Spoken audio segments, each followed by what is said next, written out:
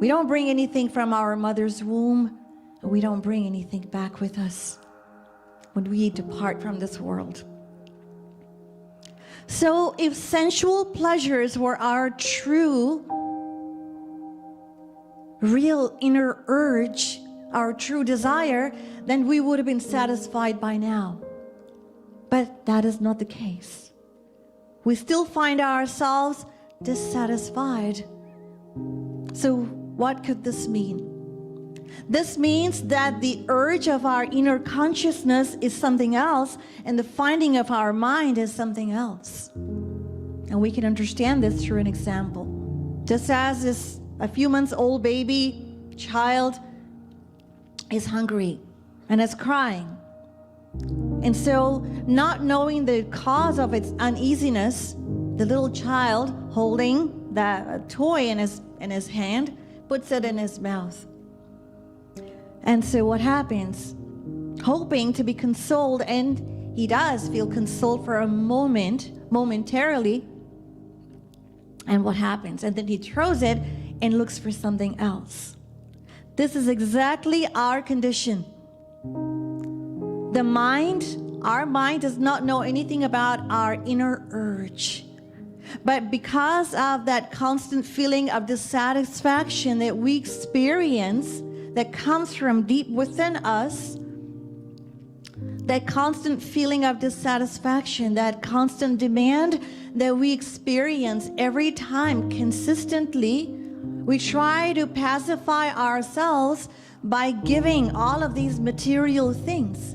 However, because these material things are not our true desire, we can never be satisfied by any standard of material achievements, none whatsoever. And this is what we experience daily in our life.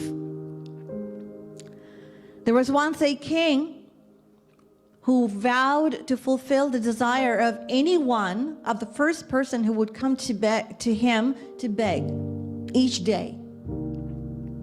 So on this day, there was a huge gathering of people standing at the entrance of his palace.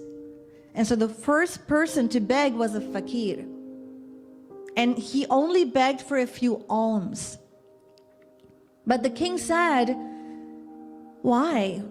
Why don't you beg for whatever your heart desires? And so the fakir, he put his hand out, held his pot out, and he said, all right, fill this pot with gold coins. And the king thought, well, what could be more simple than that? So he filled the pot with gold coins, but he found that it was impossible to fill. It was impossible to fill. So the more gold coins he placed, he saw that the more he placed the gold coins, he saw that the pot became emptier. So the pot was magical. That's what he saw. And remembering his vow, he discharged his entire treasury and all his possessions until nothing was left. Until nothing was left. He placed everything, absolutely everything, and yet the pot remained empty. So, seeing the gloomy face of the king, the fakir said, well, if you cannot fill my pot, just say so. All that people will say is that the king could not keep his promise, that's all. So the king asked that, oh beggar, there's something very unusual about your pot. Can you tell me the secret about this extraordinary pot? What is it?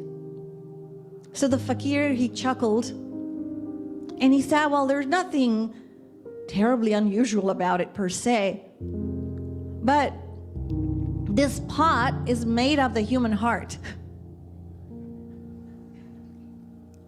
It's made of the human heart. Did you not know that no matter what you stick in there, what you put in there, wealth, prestige, status, opulence, to any measure, it doesn't stick?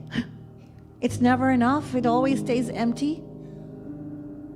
So the point is that no amount of material luxuries can ever satiate our inner demand.